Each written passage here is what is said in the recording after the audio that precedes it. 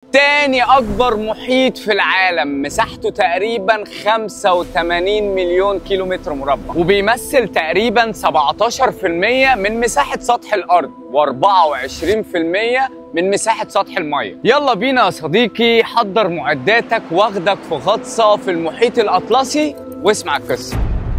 خلينا ناخدك في رحلة بآلة الزمن ونرجع بالتاريخ للأساطير اليونانية عشان نفهم ليه اتسمى كده. المحيط الأطلسي اتسمى على اسم أطلس، وهو شخصية أسطورية في اليونانية زمان. أطلس كان واحد من التيتان، ودي معناها كلمة عملاق في الاساطير اليونانيه. تيتان يعني عملاق قوي جدا، زي انا كده تيتان، وانت كمان يا صديقي تيتان. كل واحد لازم يبقى تيتان في نفسه. التيتان دول كانوا كائنات خارقه كبار في الحجم والقوه قبل وجود الالهه الاولمبيه. اطلس تحديدا اتشهر بحمله قبه السماء على اكتافه. تخيل كده صديقي، يبقى شايل السماء كلها على اكتافه. اطلس بقى كان تيتان من التيتان القدامى، وكان مشارك في حرب ضد الالهه، وبعد ما خسر الالهه عاقبوه ان يحمل السماء على كتافه للأبد. ومن هنا الناس بدأت تحكي عنه كرمز للقوة والتحمل، وبالذات في الخرائط البحرية، عشان المحيطات الكبيرة كانت بالنسبة لهم حاجة زي تحدي ضخم وحاجة مستحيلة كده زي اللي أطلس شايلها. البحارة القدامى لما اكتشفوا المحيط الغربي لعالمهم قرروا يسموه بحر أطلس نسبة للتيتان العملاق،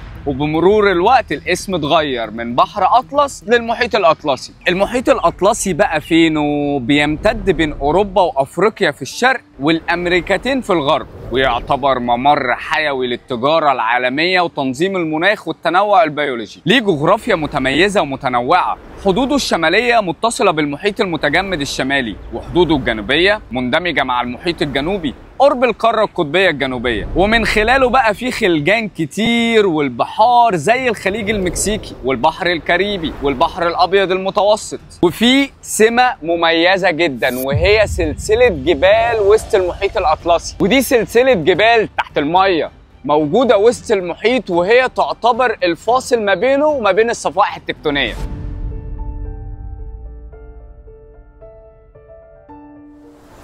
متوسط عمق المحيط الأطلسي حوالي 3646 متر، وأعمق نقطة فيه هو خندق بورتوريكو اللي بيوصل عمقه ل 8380 متر. تاريخيا بقى برضو المحيط الأطلسي كان مركز استكشاف بشري وتبادل ثقافي كبير. في وقت عصر الاستكشاف كان عن طريق كريستوفر كولومبوس، ومن وقتها حصل تبادل تاريخي ثقافي واقتصادي وبيولوجي، وكمان شكلت المجتمعات الحديثة. نظام الطيارات في المحيط الأطلسي بيلعب دور مهم في تنظيم المناخ العالمي.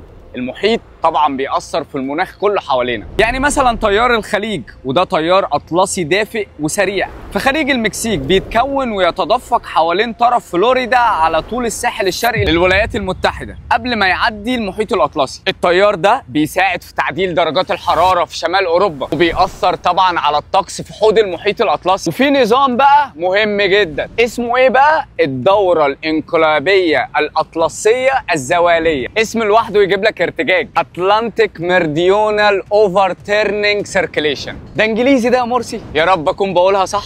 دي بتشتغل على تدفق المياه الدافيه المالحه في اتجاه الشمال في الطبقات العليا، تدفق المياه البارده في اتجاه الجنوب، ودي دوره ضروريه جدا وبتحافظ على استقرار المناخ في الكوكب كله. بس مؤخرا بقى في علامات على عدم استقرار الدوره ديت، والدوره دي لو اتاثرت ممكن يؤدي لتاثيرات مناخيه كبيره. يا مو ننزل تحت الميه بقى ونشوف المحيط بقى ونشوف اللي انت بتتكلم عليه ده من تحت عامل ازاي.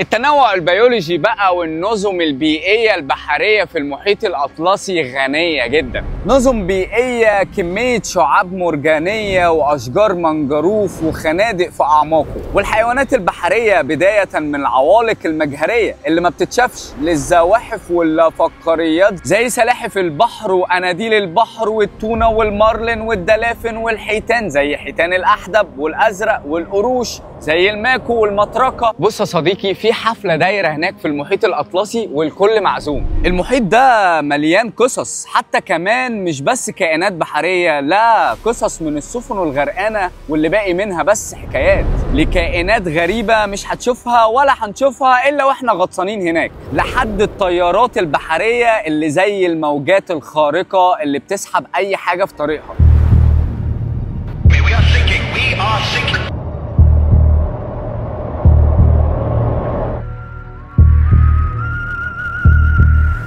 المحيط الأطلسي يا صديقي متحف للسفن الغرقانة، متحف بمعنى الكلمة، وكل سفينة ليها قصة وحكاية. تخيل في كتير من السفن راحت تحت الموج من عصر الاستكشاف الأوروبي لحد السفن الحربية في الحربين العالميتين، وبعضها لسه تحت المية محافظ على شكله كأن الزمن وقف عنده. أشهرها تايتانيك اللي راحت سنة 1912 في شمال المحيط الأطلسي، مليانة ناس وأحلام، لكن راحت في ليلة شتوية وساب البحر فيها آلاف الأسرار. وفي السفن التجارية والحربية اللي غرقت بسبب العواصف والطيارات القوية أو حتى الهجمات.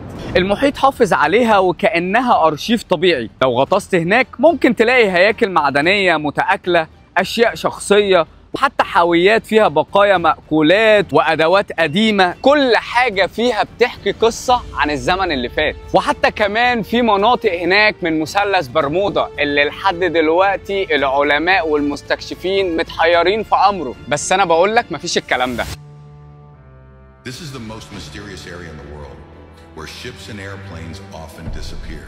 It is the Bermuda Triangle. بس مع الأسف يا صديقي المحيط الأطلسي كالعادة بيواجه مخاطر كتيرة، زي التغيير المناخي العالمي من ارتفاع درجات الحرارة وارتفاع منسوب البحر، ومع الأسف برضو كل ده بيواجه في المقابل صيد جائر وتلوث خصوصا البلاستيك. كل ده بيعطل الحياة البحرية هناك وبيهدد الشبكة الغذائية وانخفاض في أعداد الأسماك.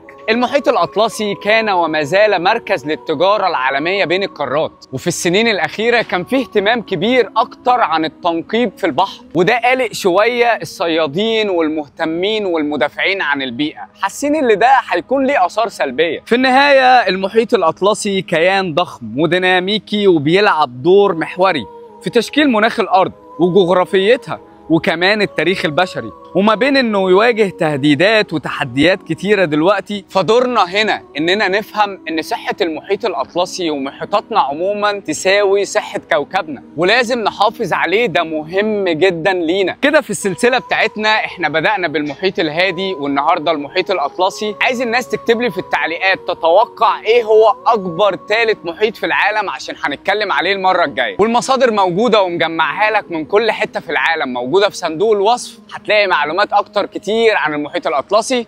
ودمتم سالمين.